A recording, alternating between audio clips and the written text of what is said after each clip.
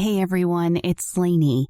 I'm releasing this Get Vocal live stream that I did where I had author Elaine Smith on to talk about her book, A Gun in My Gucci. Now, I'm releasing it as a regular episode so that you have an opportunity to submit your entry by Thursday, where I will be drawing the name of the winner on my Get Vocal live stream on Thursday.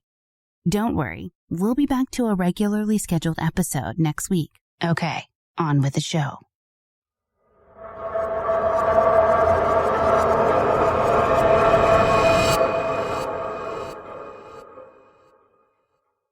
All right, everybody, thank you for joining us for True Crime Thursday on the Get Vocal platform. I'm your host, Lainey. I host the True Crime Fan Club podcast and the paranormal podcast called It's Haunted, What Now? And I am joined by a very special guest for this evening's live stream. That would be Elaine Smith.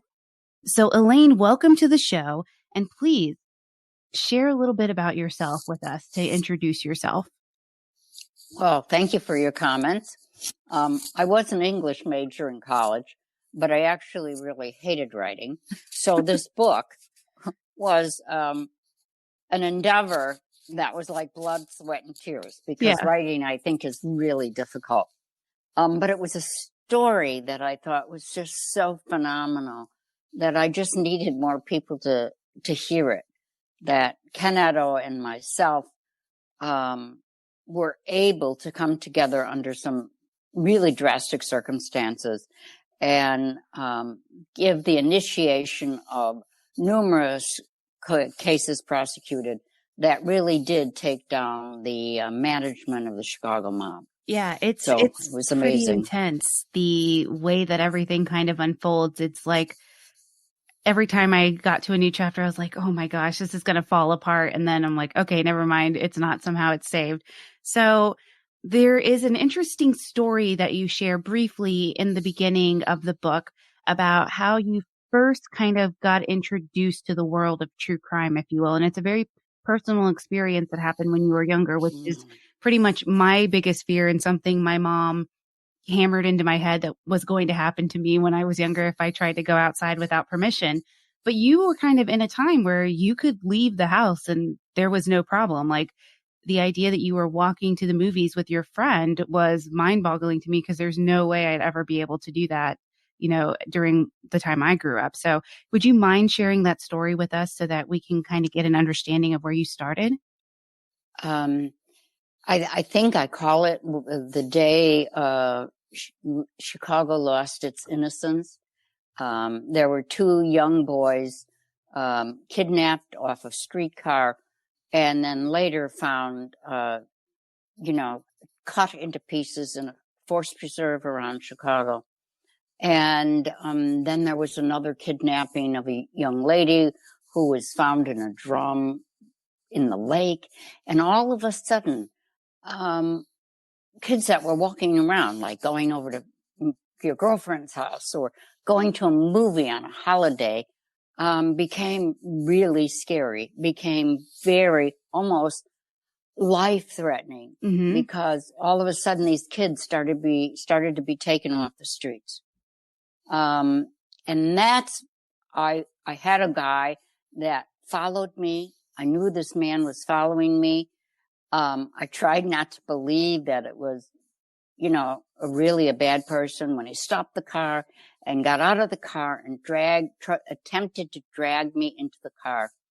And I pulled away and ran into like a candy store that was open at the time, and called my father to come pick me up because I was afraid to walk home the rest of the way.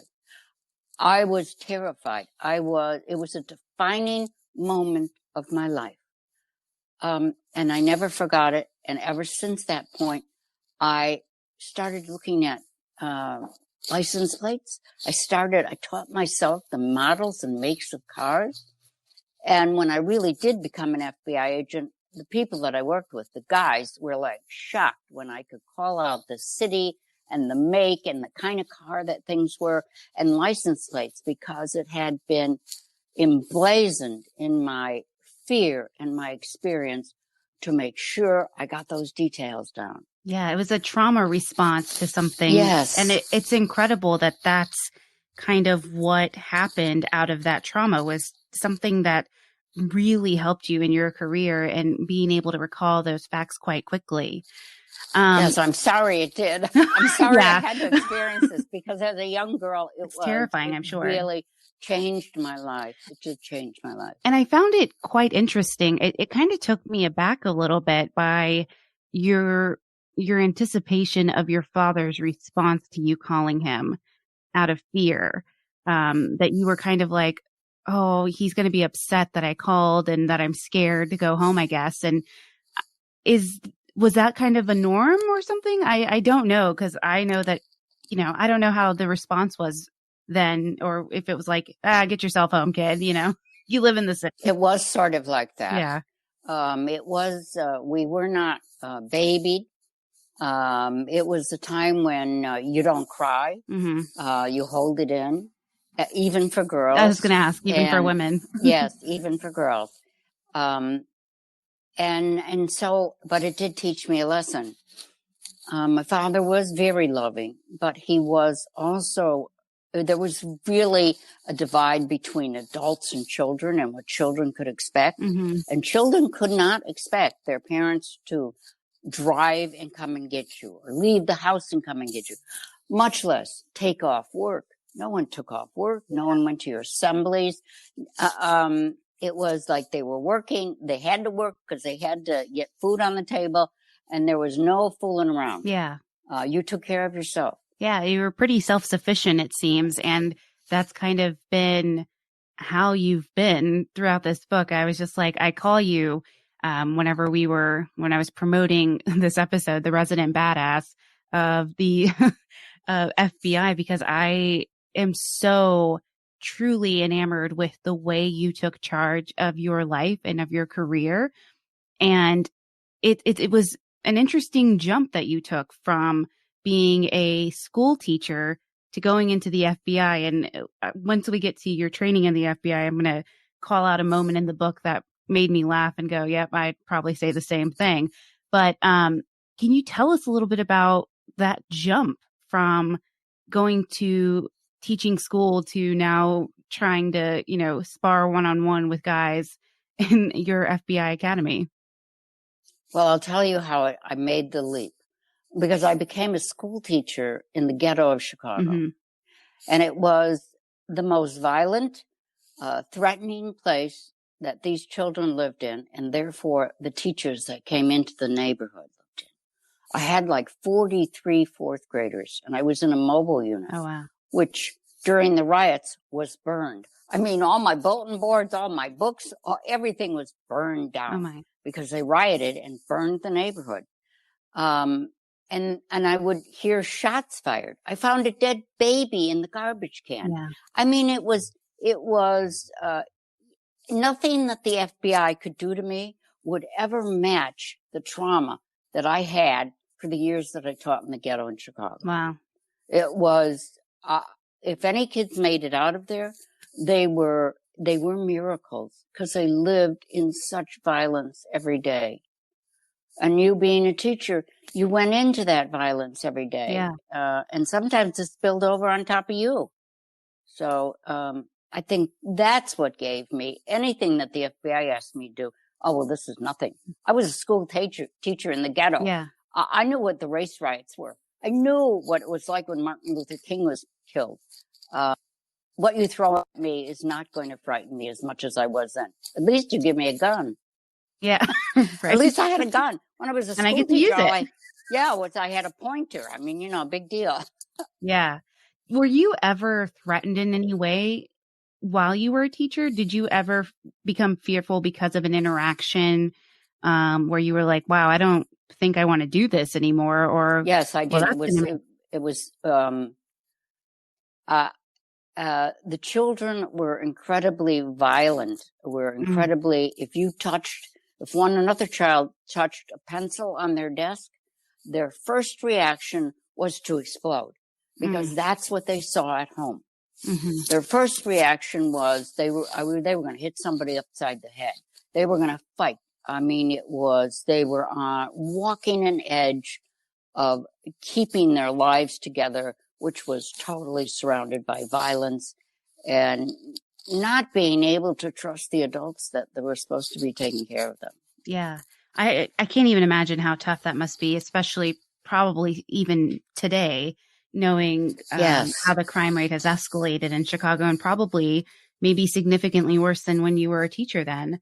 Yes. I mean, I think all these people are being shot on the streets, and there are children witnessing someone being shot, maybe in the head, wherever, but falling on the sidewalk. And I can't imagine how traumatic that must be for them. Oh, yeah. The trauma's got to be so intense and crazy. So you finally take the plunge and you decide to go to Quantico to become an FBI agent. And I love the way that you portrayed the background investigation into you as an agent, because as a layman, I will say, I don't expect, when I think about the FBI and, the interrogations into the backgrounds, I imagine they're like, well, what did she do here? And what did she do there? And you basically said the questions were very boring, when they were interviewing your friends and were like, hey, could she shoot somebody? And they were like, yes, Elaine totally could.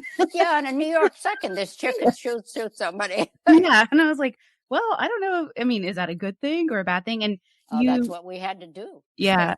To save someone's life or our own lives, man, you were going down. Yeah. You were like, hey, it is what it is. Yes. So I thought that was really interesting. And that kind of dispelled the magic behind that. So I was like, oh, okay. Cause in another world, I dreamed of joining the FBI or CIA. And then somebody was like, oh, well, you have tattoos. You're easily identifiable. You'll never go into the field. And I was like, okay, never mind. Well, that doesn't count. Yeah, not anymore. Tattoos now. I was like, not anymore. Yes. I missed my big break there, Elaine. So you go there and you start training. There aren't a lot of females in your class of FBI agents. So what was that like? I know it didn't seem to me in the book when I was reading it that you were super intimidated by the fact that there weren't likely going to be a lot of females. It was more of like, well, I'm going to be the one. I'm going to be the one that's here and I'm going to make it, or they're just going to have to kick me out. But what was your mindset? Did you ever think about that truly in a sense of like, I got the deck. Oh my God, the deck stacked against me in this, and I really got to show off. Well, the guys in my class were in the same position that I was. Mm-hmm. They were trying to prove themselves. They had to pass all these tests the same as I did. And they never really intimidated me unless it was really in the boxing ring, which I, of course, was totally horrible at. And wrestling, they could always overpower me. Mm-hmm. But academically, no, they couldn't. I could hold my own. I just finished my master's degree. I was kind of accustomed to studying, and mm-hmm. I slipped right into that. That was pretty easy. There were 30 men and 6 women in my class. And I never expected to have those 6 women be my friend, mm-hmm. because it just wasn't set up like that. It was like each one was fighting for themselves, but it didn't turn out that way. As we got to know each other, we became very bonded. Mm-hmm. We were very careful and protective of each other. But actually, we didn't really relate to the men. Mm-hmm. It was every guy for themselves. And why do you think that is? Yeah. Why do you think that's created that way? Because we think about law enforcement agencies as having a camaraderie, right? Where it is you protect and, you're protecting your brothers and sisters out there.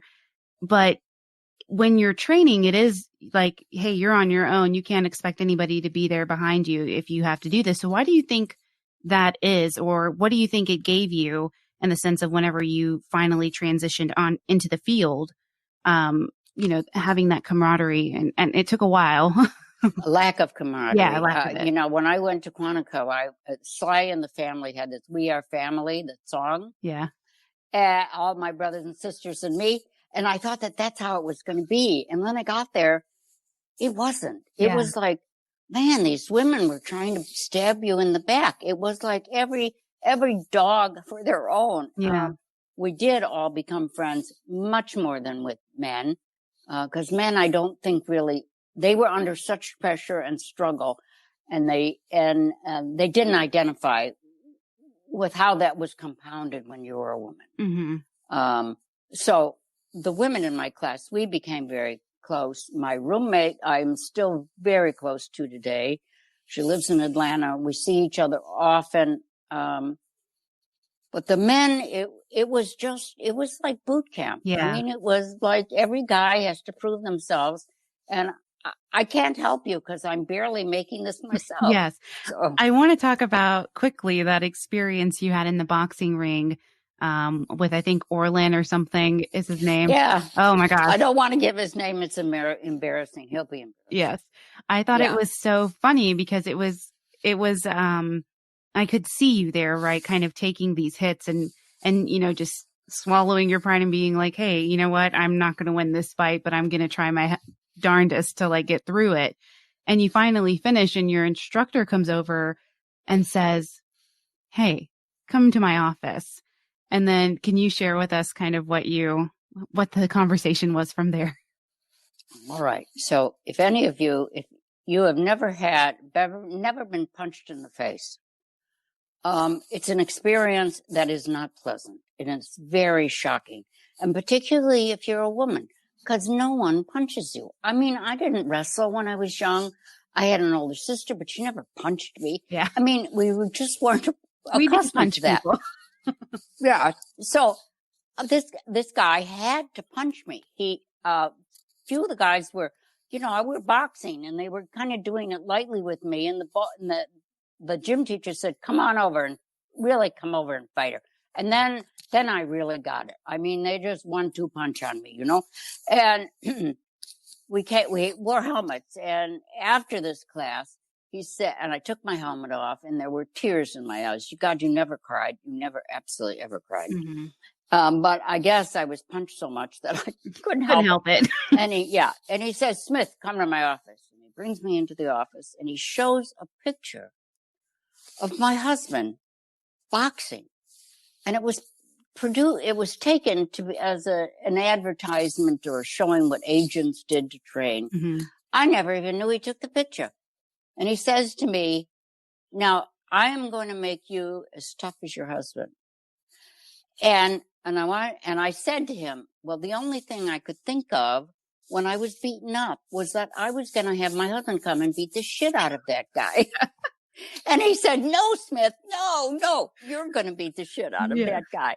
Yes. And so, okay, I have to wrap this around my head. Yeah. I guess. I got to be a big girl. I got to put my big girl pants on and my gun. Yeah. And I'm going to... And then I'm going to kick his ass. Yeah, then I'm going to kick his ass. I thought that was so hilarious because I was like, that's what I would do, except I call my brother and be like, hey, this guy just beat me up in class. I'm ready to beat you. Big guy that you can have that will come to your defense. Exactly. Right? Yes. But what we haven't touched on yet is that your husband is also a former FBI special agent as well. So was it always kind of in the back of your mind that you were going to be a part of the FBI, or was he just, I know he had mentioned to you that you would be a good agent or a great agent is what you turned out to be. But how did that kind of come to fruition to where he was telling you this? Was it just something he saw in you and was like, yes, and kind of subconsciously? Yeah, I think it was something that he saw in me. I think he saw that he likes people that are tough. Mm-hmm. And he saw that I really was tough when I lived through teaching in the ghetto. Yeah. And then every time we were transferred, the FBI transferred him around, I got another teaching job. I was always the one that had to scramble to get a job after he was transferred with the FBI. And he thought that I would make a great agent. And many agents asked him, why did you ever do that? Why didn't you want your wife to be an agent? And he said, well, I always thought she'd be a great agent. And he witnessed other women coming into the Bureau. And he thought that I could hold my own, that I could really give some recognition that there are women out there that can really do just as good a job as a man. Oh, yeah. And you proved that. And that was why. For sure. And I'm telling you, you really don't get in fights. Yeah. Agents don't get in fights. I mean, it's, Yeah. So you really, all you have to do is schmooze people, talk to people, not be afraid to approach right. people. That's the whole job. That was the whole job. It wasn't fights. Yeah. You didn't get into fights. Yeah. I thought that was really interesting. So you are a baby agent and you're ready to hit the ground running whenever you finally pass the academy. And I thought, I was like, God, what the ambition behind this? I love that, because I'm like, we've all been there where we've, gone into our career and we're like, all right, give me the hard stuff. So 9 to 5, I work in HR, and I was like, give me all the crazy cases, because I do employee relations. So I was like, give me all the crazy cases. Yeah, you've seen it then. Yeah, I want all the sexual harassment, all these things. And everybody's like, wait a minute, you need to learn this, this, and this. And you need to learn how to talk to people to get them to be forthcoming with you before you can just walk into a room and be like, hey, did you do this? And I saw that in you when you first passed the academy. You were like, all right, what am I doing? So they kind of gave you a really grunt work to do when you first started. And I didn't really grasp what this Title III business was. So I was like, oh, Title III is like one of the most important methods of investigation that agents can do against organized crime. And that's when you wiretap their phones, or put a wire in their office or in their living room or in their kitchen.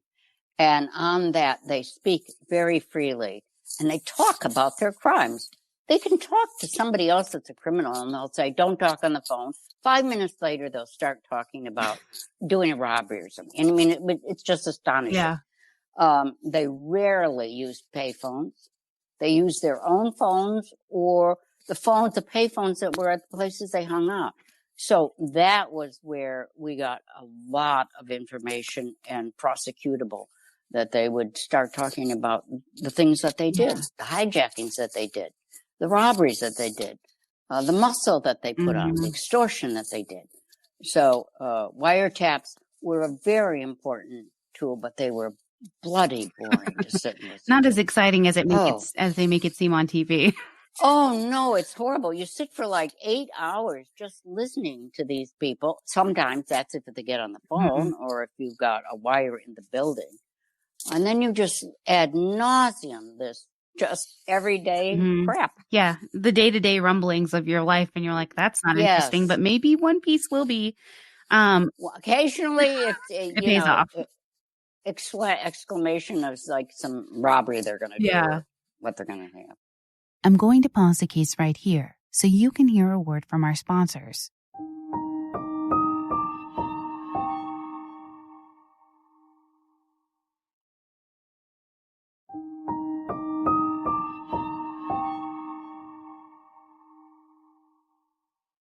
How did you get involved? And I'm trying to avoid spoilers in this group, because newsflash, we are going to be giving away this signed copy, just so you see it, the signed copy of A Gun in My Gucci to one lucky listener today, or not today, for the next Get Vocal live stream.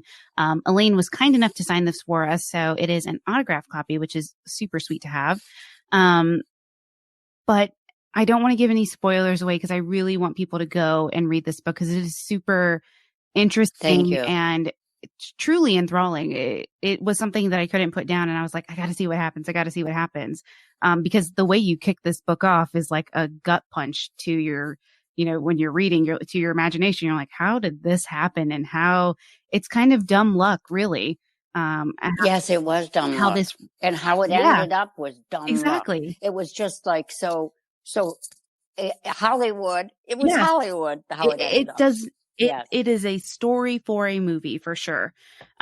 So how did you find yourself? I know this, but how did you find yourself going into the criminal division, of looking into kind of this mob activity? How did I find myself? Well, it was, I thought the key to being a good agent was not to sit in the office, but to get out on the street.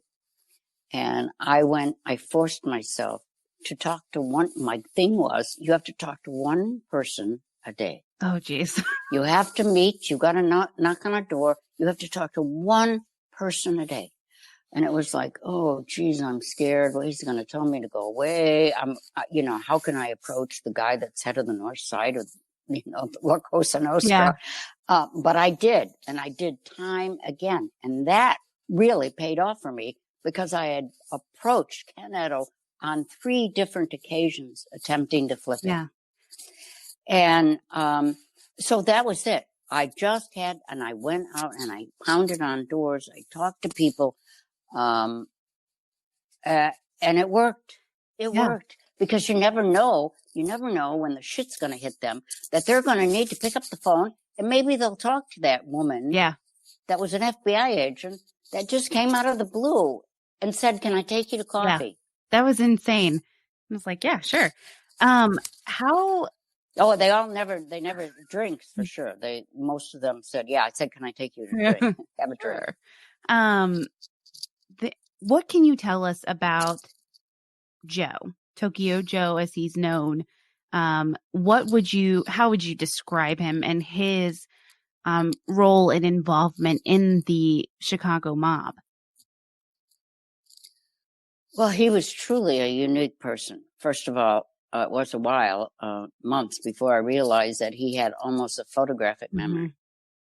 And so he and I could go back on a calendar like 3 years before and almost pinpoint times that he met with the bosses. Oh, wow.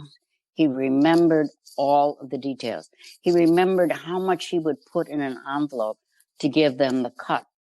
So what Joe was a professional gambler, and he would play poker. Now, these were high-stake poker games, and high-stake poker games are only sponsored by the mob. I mean, you had to come in with a couple $1,000s just to get into the game. And in the early years, they were guarded by, like, the soldiers in the mob, like the punks. And they would guard the game so there weren't any fights and everybody was going to get their pay. And, of course, they would get a cut, too, of the house's money. And these eventually turned out to be his bosses because he stayed gambling and running gambling operations himself with the mob. And he knew you couldn't run a gambling operation without paying the mob in Chicago, period. Couldn't run prostitution. You couldn't run any kind of scam without paying the mob. They took their bite. And 35 years of it. And when he was shot and survived 3 shots to the head, he said, all bets are off. Yeah. I can't go back to them. They'll shoot me again. And I had talked to him 3 times. He said, from his hospital bed, I want to talk to Special Agent Elaine Smith. And the commander that was there at his bed was astonished and said, who the F is Elaine Smith? I was nobody. I had 18 months. I was 18 months in the FBI, but I had gotten out there and I had talked to him. And he made an impression. And I had talked to other people. Yes. I thought that was so interesting and the way that you lay out how he went basically to his death, or what was supposed to be his death, is definitely something made for movies, because you would be like, okay, I was thinking, like, how can I run from this? How would I get out of here? Like, how could I? Oh, absolutely. I asked him many, many times, why did you do this? You knew you were going to get shot. Why'd you do this? He said, I had no other choice. I had no other life. I had to go meet them. And he really he was a gambler. And he said, well, I figured out my odds. And he said, maybe my odds are that I'm not going to get shot and I can talk my way out of it. He was a very smooth talker. And he thought that, he'd made a lot of money for these people and had never really turned on them or anything. Shinsed them on it. Yeah. But it wasn't happening. Yeah. I mean, everybody is a risk once they become a risk, right? And so you just got to get rid of them. I mean, every mobster movie you've ever seen in your life, it's like the second somebody seems to be made, they're gone. So. Yeah, like the 2 guys that attempted to kill him and bungled it. We found them in the trunk. I mean, with their underpants around their ankles and stab wounds and shots. And it was horrible. They died a horrible death. When I saw you go, I think the guys that shot Eto are in a trunk somewhere. And I was like, oh my gosh, like, of course we should expect this, right? Because if he's talking, then for sure he can make the men who tried to assassinate him, essentially. Oh, yeah. And, I didn't approach these guys myself. Some of my squad mates did. They thought, we sent the guys out, not me. and they wouldn't flip. One of them was pushed down the stairs by his wife. Yeah, it was kind of funny that they were, you know, how they lived on the second floor, and she was so pissed, and she just came and shoved him right down the stairs. Like, get out of here, please. But so I was kind of glad that go down there, you know, approach them. Yeah, she's like, please leave my house, and by that I mean I'm going to shove you down the stairs. Why did she get in trouble for that? No, it was just kind of a part of the job. I mean, it was, you know. That's crazy. Yeah, it was. Because now I'm like, oh, you've assaulted a public officer. Yeah, that's a federal officer. Of course she had. She absolutely had.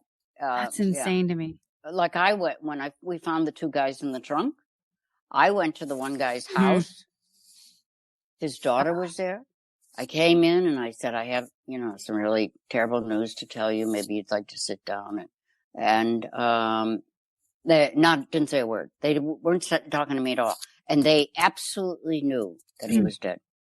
I wasn't telling them anything. Because it kind of comes with so life. Someone, yes, that, and I think someone had told them, called them. And said, hey. But I think it does. How can you accept that? How can you accept that your husband is eventually going to be knifed and shot? Yeah, I mean, some brutal, violent death. I don't ever think it's ever an easy death. Like, even with Ken, 3 shots to the head is a lot. Yeah. You know? So kind of going back a little bit, what even made you interested in going through the organized crime side of, you know, the FBI, and what, you know, prompted you to go that route as opposed to, you know, the other routes that are available through the FBI? I grew up in Chicago. The mob. It was like, you know, the mob. It was the mob. And every day my parents would get the newspaper delivered to the front door and I would read these headlines, another body found. And it sounds gruesome, but I was fascinated by it. It was, you're in good company, you know, with that. Yeah. I just had to, oh gosh, I got to find out about these people. And you know, all the mob movies, they glamorize it. And it really, I learned that it isn't glamorous unless you're really the top boss. There isn't a lot of money. You have to kick up everything. You have to scrounge for every piece of money you get. They're not living a fat life. They really aren't, except the high boss. Which is another kind of myth that you really dispelled for me during that, is that I was like, why? I mean, they should have all this money and resources available. And it's like, they're like any other Joe Schmo out there working a 9 to 5. Very Joe Schmo with almost not even a high school education. It's truly like they're taken off the street. And that's probably maybe the only part of the mob movies that is right, is that these kids are recruited off the street because they have nothing else to look forward to other than, hey, my uncle works for them too, so I'm going to join the family business essentially and work for them as well. Yes, it's exactly. Insane. So I don't want to get too involved into the story because it is really interesting. And truly, you guys, if you are anxious like I am and don't like to wait for giveaways, you can head to thebookshop.org and search for A Gun in My Gucci. You get to support a independent bookseller and also buy Elaine's book, which is really, really interesting. And if you are a fan of learning about the mob in general, and kind of the grandfathers of the mob, I would say the Chicago mob, you definitely want to read this book because it gives you such incredible insights into it.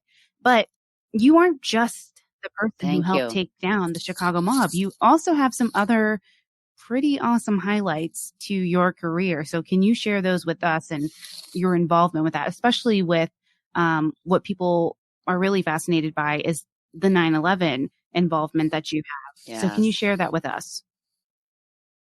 Well, first of all, let me tell you that 9/11 was one of the most painful things that could have happened to us as FBI agents or people. And I, at that time, was supervising 26 other agents, and we were all in shock because we saw it on television just like everybody else did. And nobody had ordered us anywhere, and I just gathered all of us around, and I said, we're going to solve this, and we're going to work from now until we drop.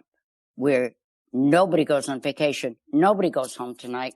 We are going to work until we drop to solve this.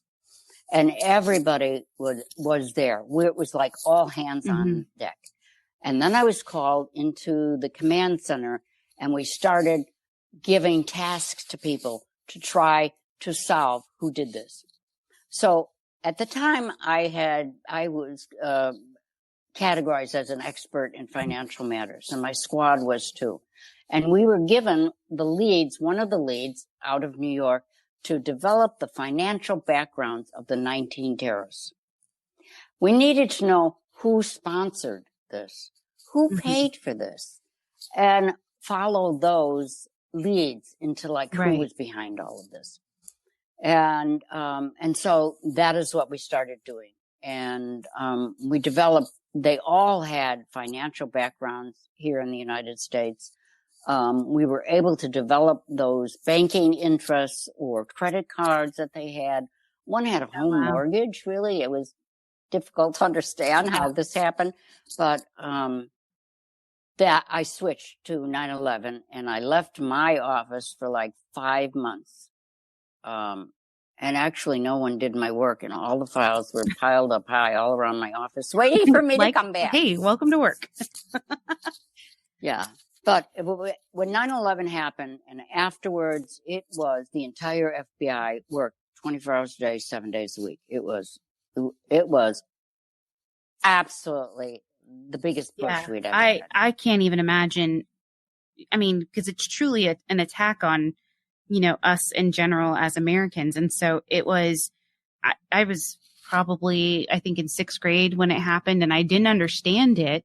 And I still to this day can't watch anything about it because it's so devastating to me about how great that loss was for us. And, we had experienced attacks before. We think about the Oklahoma City bombing, the previous bombings on the towers, but nothing with this type of gravity or nothing prepared us for this. Absolutely not. And so I think everybody who is, who was alive during that time and was able to witness it in real time, is taken back the second we start talking about 9/11. So thank you very much for your service in helping determine that. And how you don't think about things like that, about how the financials, kind of help trace who financed everything, because you're just okay, who was responsible for this? But I wouldn't have thought to think, hey, we should start with the money, follow the money trail, So I thought that was. Yeah, no, I worked drug cases with DEA, and they never wanted to have a woman, you can't go out on the buys, like that, and I said, I just took it off the top of my head. Well, I'll follow the money. And it was, sooner or later, they really, go ask Elaine, because she knows where all the money is. And so it was, and it allowed me a seat at the table. Yeah. They didn't want to give me a seat at the table. Yeah. But I got to have a seat at the table. If I said, well, I'll empty the garbage cans, and then you find all the evidence in the garbage can. But that's what's so great about your story and how you present yourself, is that you basically pull the chair out for yourself and say, hey, I'm going to sit here now. Hope you don't mind, but if you do, I'm still going to sit here. You did that with your entrance into the organized crime unit. I thought that was pretty great, where you're like, hey, you want to go to breakfast? Then great, I'm going to transfer you over. Oh, yeah. And I feel like you did that kind of in every step of your career. Like we talked about earlier, some of it was dumb luck. I know you had a friend who was leaving to go take care of her terminally ill father, and this kind of landed in your lap too. And that kind of catapulted everything that happened in this book that was so truly making everything a page turner, where you're like, okay, something's going to happen. And of course we get the tragedies that happen in this book, but also the triumphs that you go through in this book. I'm going to pause the case right here so you can hear a word from our sponsors.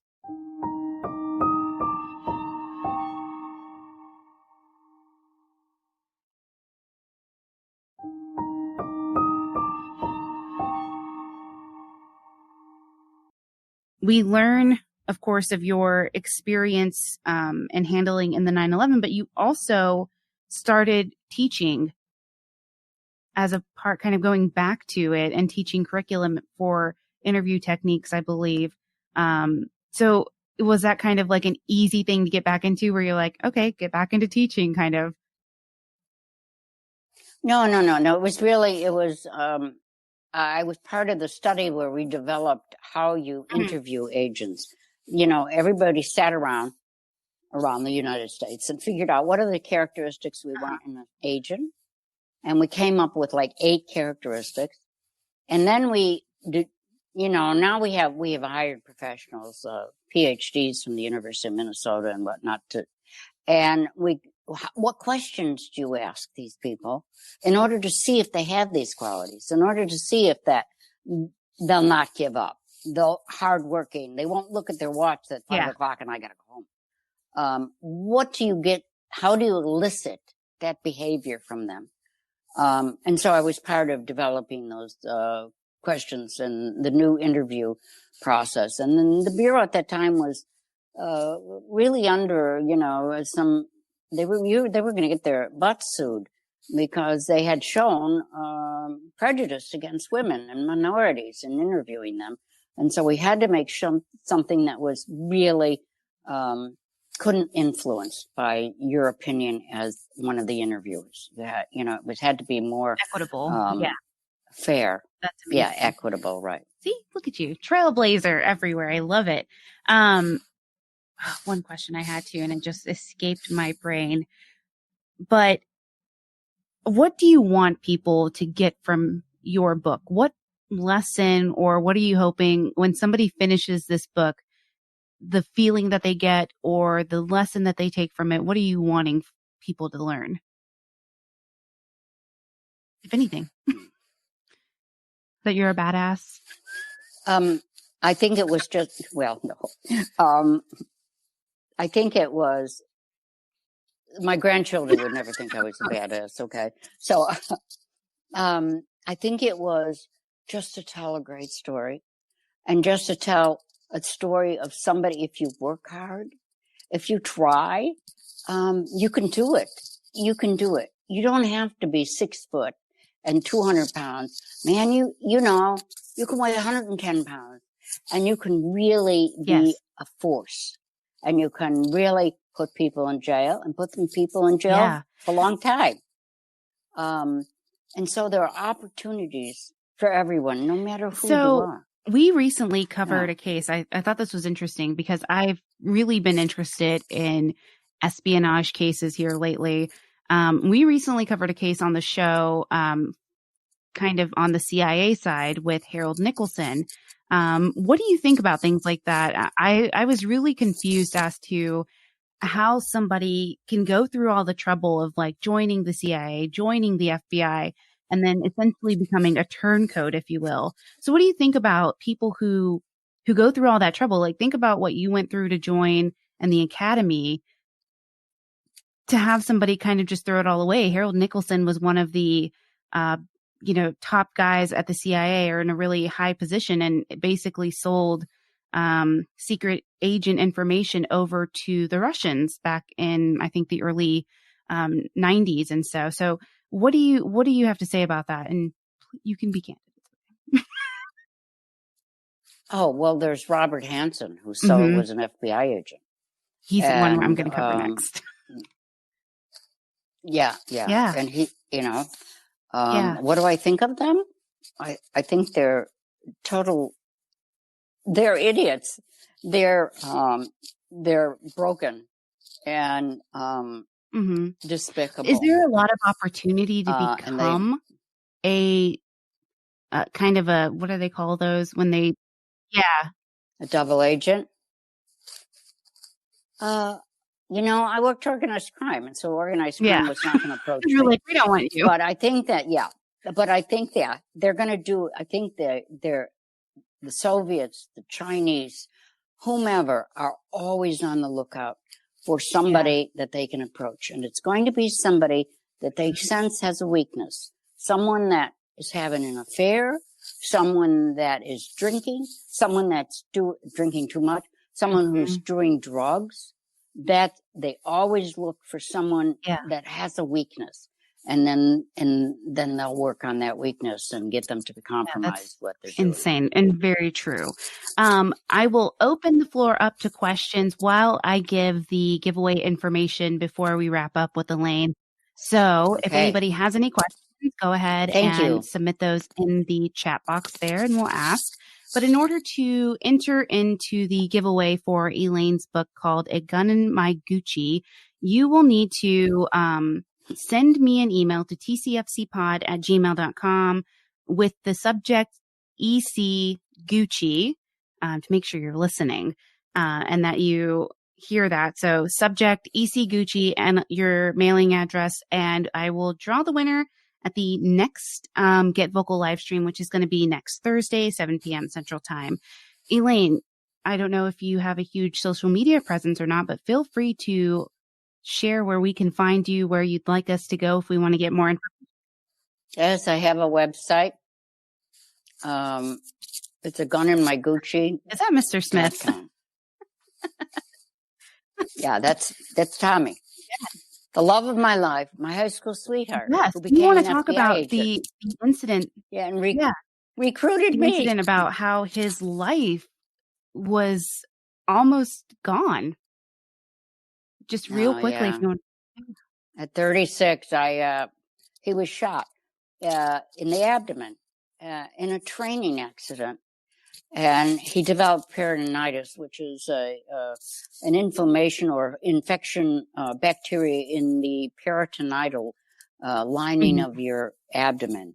And it almost killed him. And it was very lucky. We had a very brilliant surgeon at the University of Chicago who operated on him 3 times. And everybody pitched in. He had to have blood.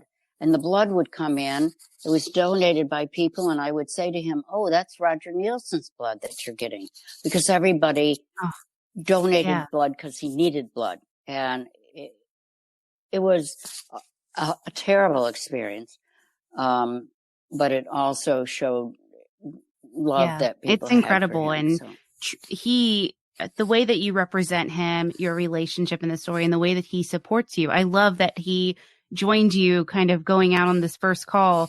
And I was just talking to Tom and you were like, I don't know if he knew that you're just my husband.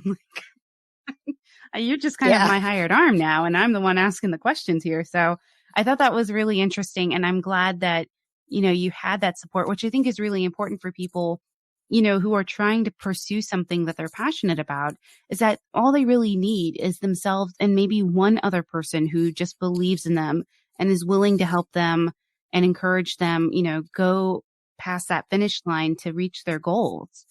And particularly, I think maybe if you're a woman and you have I love children. your daughter saying, I didn't even think about it. I was just going to eat cereal. It's not easy. Yeah. So how was that for you as a mother to be gone from her for 6 months? Because you had a young daughter. Oh, it was tough. It was very tough. I came home on weekends a few times and I would just spontaneously start crying like I'm unloading the dishwasher and I just start crying because I missed them. I missed being there with my child, my husband. And I missed being soft and warm. And I realized when I got on the plane to go back to Quantico, DC, I changed. It was like a cloak came over me and I became something different. I was no longer mommy. I was no longer my wife. I was, this robot from the FBI that was going back. It was truly a great read. I got a lot from it. And kind of like what Mel here said, was that she needed to hear that in regards to chasing your dreams truly and going after what you want. It is not only is it a really interesting story about how you kind of ingrain yourself with Ken or Tokyo Joe, you also find a way to make things happen for yourself when the odds are truly stacked against you, because you're in a time where, we're talking about like glass ceilings and it was like right at the top of your head. It wasn't something far away. It was something you truly had to break on your own. And it's a really inspiring story that I think not only do you get a really interesting story about the Chicago mob, which, takes your true crime fix to the next level, but you also learn something from it. And it inspired me, where I was like, I saw parts of myself and the ambition that I have in your story. And I hope that other people get that from you as well. And when they read your book, because it was transformative for me to kind of have that affirmation that, hey, it's possible, and you had gone through this career that you'd been in for so long, and take a leap into something else that was completely unknown, that they could have said, you know what, you're not good enough, go home. And, you had to go back and on your knees and beg for your job again as a school teacher, but you didn't. Yes, that would have been horrible. Oh Yeah. God, I can't even imagine that. They wouldn't let me back in the English department. But I think that's so amazing. And so it was really inspiring that anybody who's truly looking to make changes in their lives can look at this story and see how much success. It was so successful for you, and you hit bumps and you hit, stop signs along the way, really. And you still managed to get out on top. You got your guy, as they like to say, and you have a fantastic career and an incredible legacy that I think this book is basically marked for you. It's your legacy, and it's amazing. Thank you. You're embarrassing me now. Thank you. Yeah, you did very well. So we didn't get any questions in here, but I think that's because you did such a great job. And I truly didn't want to spoil anything, you guys, so I'm so sorry. We could have gotten into some really good stuff, but we can follow up. If you do have any questions for real, let me know. Yeah. We can get Elaine back on. It would be great to have you and Jerry Williams on at the same time. She also, So Jerry has her own podcast as well. And you should think about joining us in the podcast world, because what a story you have to tell. And this could be multiple episodes. So thank you, everybody. No problem. Thank you so much, everybody, for joining us on Facebook, on Twitter, on YouTube, and on Get Vocal for a conversation with Elaine about her book. Again, if you want to get some TCFC goodies and also a chance to win Elaine's book, you have to subscribe to the channel and make sure you send me an email, tcfcpod@gmail.com, with EC Gucci in the subject line and your home address or wherever you want your stuff mailed to. Elaine, thank you again so much. Thank you, wonderful. Elaine. Thank you very much. Thank you. Bye-bye, everybody. Bye. Bye-bye. All right, everyone. So that was our conversation with Elaine Smith, A Gun in My Gucci. Remember that you just need to subscribe to us on Get Vocal. Send me a screenshot of that with the title EC Gucci in the subject line, and you will be entered to win your copy of, or your signed copy of this book. So I really appreciate everybody joining us. What a fascinating conversation. So make sure that you guys, if you have any questions for Elaine, if you can't wait to read the book, be for sure to send those to me and I'll pass them along, or we'll have Elaine back on if she's interested. So thanks again, you guys. I hope you have a great evening. I'm going to go ahead and stop the broadcast. Okay, fan club members, as I conclude this episode, my one question to you is, how will you sleep tonight? Thank you for listening. If you enjoyed this episode, please be sure to rate, subscribe, and positively review the show on Apple Podcasts or your podcast player of choice. You can find us on most social media platforms, Twitter @TCFCPod, Facebook.com/TCFCPodcast. We're also on Instagram @True Crime Fan Club Pod. If you have an episode request, send us an email, tcfcpod@gmail.com. This episode was researched and written by Susie St. John. Content editing by Brittany Martinez. Produced by the best in the business, Nico We Talk of Dreams. Check him out on Twitter @WeTalkOfDreams or WeTalkOfDreams.com.